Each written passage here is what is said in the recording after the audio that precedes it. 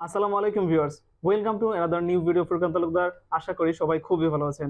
আজকের ভিডিওতে Symphony Innova 10 নিয়ে বিস্তারিত আলোচনা করব এবং 11,000 টাকা বাজেট রেঞ্জে এটি আমাদের কি কি অফার করছে চলুন তাহলে জেনে নেওয়া যাক। প্রথমে যদি মোবাইলটির বক্স কন্টেন্ট নিয়ে কথা বলি তাহলে এতে রয়েছে একটি SIM card ejector, user manual, earphone, type C USB charging cable, 18 ওয়াটের ফাস্ট চার্জিং অ্যাডাপ্টার এবং কাঙ্ক্ষিত সেই সিম্ফনি ইনোভা 10 মোবাইলটি। মিরর ফিনিশিং এই মোবাইলটি হাতে নিলে বেশ প্রিমিয়াম ফিল পাওয়া যায়। এর রেয়ার প্যানেলে রয়েছে 52 মেগাপিক্সেলের ট্রিপল ক্যামেরা সেটআপ, রয়েছে 6.6 inch display.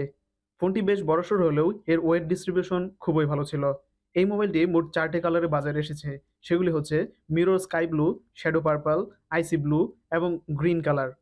Ports and buttons নিয়ে কথা বলতে গেলে এর রাইট সাইডে রয়েছে ভলিউম বাটন এবং নিচের দিকে রয়েছে পাওয়ার বাটন, যা আবার সাইড মাউন্টেড ফিঙ্গারপ্রিন্ট স্ক্যানার হিসেবে কাজ করে।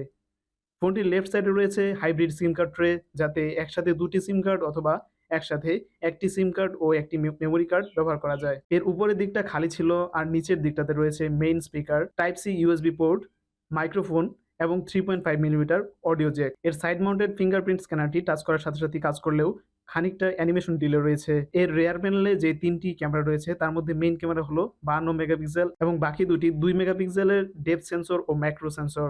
সামনে এবং পেছনের দুটি ক্যামেরা দিয়েই ফুল এইচডি 30 এফপিএস রেজুলেশনে ভিডিও করা যাবে। আমি পেছনের ক্যামেরা দিয়ে ভিডিও করে যা বুঝলাম সেটা হচ্ছে ভালো লাইটিং কন্ডিশনে ভিডিও কোয়ালিটি দাম হিসেবে মোটামুটি ভালোই, তবে ভিডিওতে সেই কি ভাবটা খুব বেশি থাকে। সামনে রয়েছে 8 মেগাপিক্সেলের সেলফি শুটার।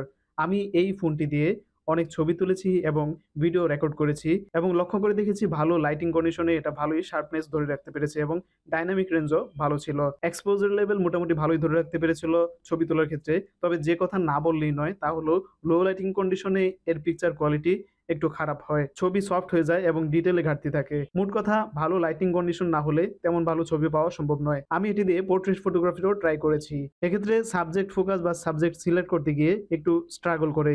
যদিও এই দামের ফোন থেকে এত আহামরি লেভেলের ক্যামেরা পারফরমেন্স আশা করাও ঠিক নয়। এতে রয়েছে 5050 এমএএইচ এর ব্যাটারি। আপনি যদি হেভি ইউজার হয়ে থাকেন তাহলে এর থেকে পুরোপুরি একদিনের ব্যাকআপ পেয়ে যাবেন, আর যদি আপনি রেগুলার ইউজার হয়ে থাকেন তাহলে অনায়াসে এর থেকে আপনি 1.5 দিনের মতো ব্যাকআপ পেয়ে যাবেন।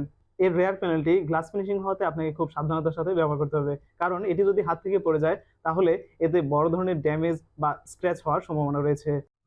তো প্রাইস বিবেচনায় এই ফোনটি লুকিং, ডিজাইন এবং পারফরমেন্সের দিক দিয়ে one of the best phone মনে হচ্ছে আমার কাছে। তো ভিউয়ার্স, ভিডিওটি যদি আপনার কাছে একটু ভালো লেগে থাকে তাহলে আমার চ্যানেলটি সাবস্ক্রাইব করবেন এবং ভিডিওটিতে লাইক দিয়ে কমেন্ট সেকশনে আপনার মূল্যবান মন্তব্য প্রকাশ করবেন।